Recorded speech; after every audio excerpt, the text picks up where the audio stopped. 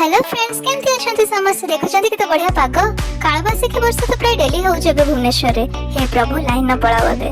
हां छाड़ंतु से सब आपण माने जदी केबे कोनोसी पहाड़ी अंचल जाइथिबे तबे जानिथिबे दीटा टेस्टी जिंस बहुत बढ़िया मिले सेठी। गोटे होचे मैगी आ गोटे होचे पोड़ा मखा। हां चाहा बे तो मते भारी मन हला मैगी टिके बने खाइबा को। जाइते हबनी बे कोडे घरे बस बस ए सब खाइ एन्जॉय करिया कथा हो। तो टिके चीज पके दबा।